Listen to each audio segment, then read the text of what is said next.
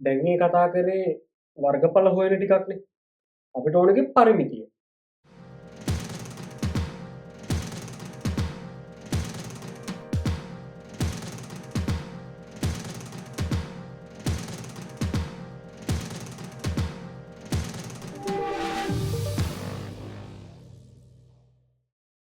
සමචතුරස්‍රයක පරිමිතිය දන්නේ නැත්තේ නේද? සමචතුරස්‍රයක පරිමිතිය ගන්නේ කොහමද? වටේ කෑලි 4 එකතු කරලා. ඍජුකෝණාස්‍රයකත් එහෙමනේ. වටේ කෑලි 4 එකතු කරලා. ත්‍රිකෝණිකත් එහෙමනේ. වටේ කෑලි 3 එකතු කරලා. හැබැයි මේ වගේ කේන්ද්‍රික ඛණ්ඩයක පරිමිතියක් හොයන්නේ කොහොමද? කේන්ද්‍රික ඛණ්ඩය හොයන්න කලින් මට කියන්න වෘත්තයක පරිමිතිය හොයන්න කොහොමද කියලා. වෘත්තයක පරිමිතියට අපි තව නමකුත් කියනවා. මොකද්ද? පරිදිය. වෘත්තයක පරිමිතියට කියනවා අපි පරිදිය කියලා. වෘත්තයක පරිමිතියක් හොයන්නේ කොහොමද? පරිදියක් හොයන්නේ කොහොමද? IR වර්ග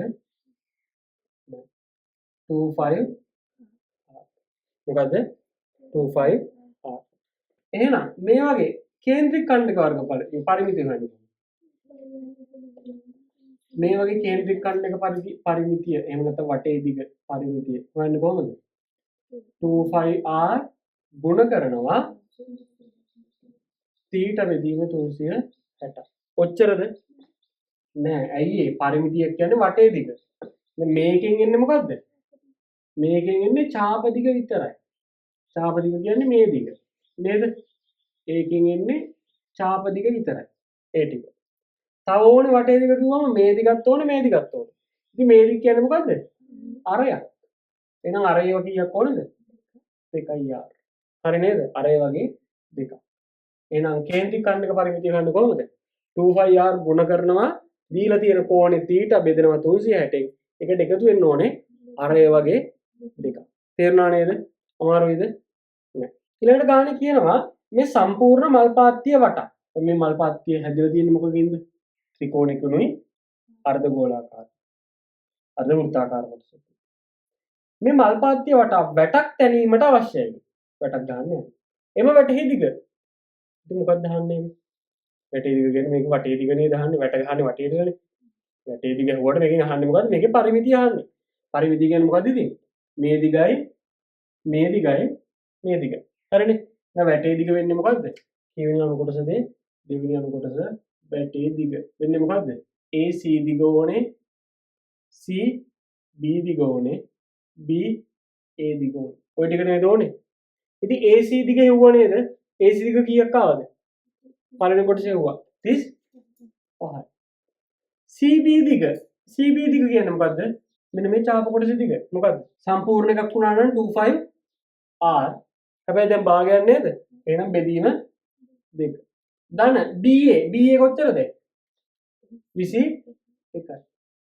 සුළු කරොත් 35 ධන දෙකට දෙක කැපිලා යනවා 5 කියන්නේ 22 බෙදීම 7 r මේකේ අරය කීයද 14 ඇයි මේ 28 කියලා තියලා තියෙන්නේ විස්කම්බය අරය කියන්නේ එකෙන් භාගයක් එහෙනම් කීයද 14 ධන 21 35 ධන 4 7 1යි 17 7 2යි 22 2 44යි 21 එකතු කරන්න ඕනේ ටික ඔක්කොම 35යි 44යි 21 5 4 9 10 මෙන්න එකක් ඉතුරුයි 3 4 7 7 2 9 10 හරියටම ගියද 100 මොනවද මීටරද සෙන්ටිමීටරද සෙන්ටිමීටර 100 නෑ නේ මීටර දැක්කද වටේ දිග කියන්නේ ඉතින් වැටේ දිග තමයි වැට ගහන්න ඔච්චරක් ඕනේ කොච්චරක් යනවද සෙන්ටිමීටර් නෙමෙයි මීටර් 100ක් යනවා හරි නේද ඊළඟට අපෙන් ගානේ අහනවා අර්ධ වෘත්තාකාර කොටසේ වර්ගඵලය සොයන්න කො අර්ධ වෘත්තාකාර කොටස මේකනේ ඒ කියන්නේ අර්ධ වෘත්තාකාර කොටසක් ඒ කියන්නේ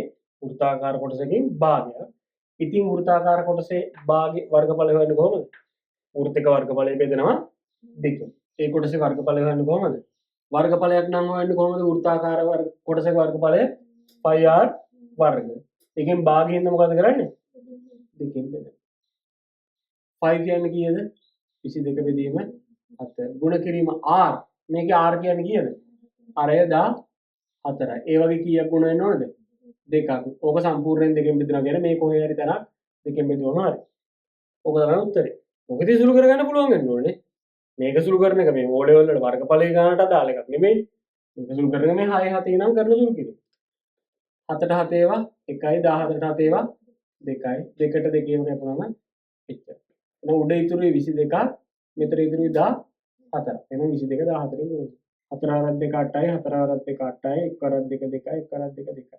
8යි 0යි 308. කීයද? 308යි. වර්ගඵලයක් නෙහුවේ. එහෙනම් ඒකකේ මොකද්ද? පජුවටද කොස්සටද? වර්ග සෙන්ටිමීටරද? මීටර. වර්ග මීටර. ඕක තමයි උත්තරය. හරිද? ඊළඟට අහනවා අර්ධ වෘත්තාකාර කොටසේ වර්ගඵලයට සමාන වර්ගඵලයකින් කො අර්ධ වෘත්තාකාර කොටසේ වර්ගඵලය මේක. ආයෙක හෙව්වනේ. එහෙනම් මේකේ වර්ගඵලයට සමාන වෙන්න ඕනේ. ඍජු කෝණාශ්‍රාකාර කොටසක් AB මෙතනට මේ AB එක පාදයක් වෙනසේ ත්‍රිකෝණයට පිටින් එකතු කරනවලු. ඒ එකතු කරන එක මොන හැඩේ වෙන්න ඕනද? ඍජු කෝණාශ්‍රාකාර වෙන්න ඕනේ. ඔය වගේ වෙන්න ඕනේ. හරිනේ. ඉතින් ඒ ඍජු කෝණාශ්‍රයේ දිග අපි දන්නෝ කීයද? 21යි. පළල තමයි දන්නේ නැත්තේ නේ. ඒ පළලනේ දහන්නේ. AB එක් පාදයක් වෙනසේ ත්‍රිකෝණයට පිටින් එකතු කළ යුතුයි. එම ඍජු කෝණාශ්‍රයේ දල සටහනක් එහි මිනුම් සහිතව ඇඳ රූපේ දක්වනවා. ඉතින් අඳින්න දැන්නේ මෙහෙම තමයි අඳින්න දල රූපේ. ඒකේ දිග දන්නවා මේකේ පළල තමයි අහන්නේ. ඉතින් මොකක්ද අනේ සිංහලෙන් කියලා දෙන්නේ? මේ අර්ධ වෘත්තාකාර කොටසේ වර්ගඵලය 308ක් කියලා ආවනේ. ඒකේ වර්ගඵලය කාට සමානයි? මූට සමානයි නේද? 21කට නෙමෙයි මූට මුගේ වර්ගඵලයට. එහෙනම් ඒ 308 සමාන වෙනවා. මොකද්ද? හතරවෙනි අණු කොටසේ කියනවා මේ අර්ධ වෘත්තාකාර කොටසේ වර්ගඵලය සමාන වෙනවා මොකටද? අර පිටින් එකතු කරන ඍජු කෝණාශ්‍රයේ වර්ගඵලය. ඔය වගේ ලියා ගන්න. එතකොට අපිට ඔළුවට යනවා මොකද්ද මේ කියන්නේ කියලා. මේ මීහරක්. වර්ගඵලය කියන්නේ මේකේ 308යි. ඍජු කෝණාශ්‍රයේ වර්ගඵලය ගන්න කොහොමද? දිග වැඩි කිරීම පළල. දිග කීයද? 21යි. පළල කීයද? දන්නේ නැහැ. ඒකනේ අහන්නේ. එහෙනම් x හොයන්නේ 21න් බෙදන්න. මේ පැත්තේ ඉතිරෙන්නේ x. මෙතන 308ට 21 ඒවා. 30ට 21 ඒවා 1යි 21යි. 30 21ක් 9යි 90ට. බෙදෙනවද? බෙදුවා හරිනේ 98යි. 98ට 21 තියෙනවද? 21 කරක් 4 කීයද? 4ක් ගමු. 4යි 80 8න් 4ක් 4යි 9න් 8ක් 140. 140ට ආයෙ තියෙනවද? බෙදි බෙදි යන්න ඕනේ. 140ට 6ක් වගේ ගත්තොත් 21 6යි. 6 වරක් 1 6යි. 6 වරක් 2 12යි. 4යි මෙතනින් ගියද? 10 3න් 2ක 140. 140ට ආයෙ 21 ඒවා කීයද? ආයෙ ඕකම නෙන්නේ. 6 6 ගානක් 14.666. මේක මේ මොකද්ද දිගෙන්නේ කීයද? දිගට මේ පළලෙන්නේ කීයද? 14.666. මොනවද? මීටර. හරි නේද? ඉතින් මේ වගේ ඇඳලා මේක දිග ගාවෙන් ලියන්න 14.66 මීටර. හරි නේද? ඕක තමයි ඒ ගාන. හරිද? ඔය ගානේ මාරුවක් නැහැ. මුලදිම අර AC හොයන්න ගිහිල්ලා කෙලවුණ එක තමයි දිගටම කෙලවෙවි ගියේ.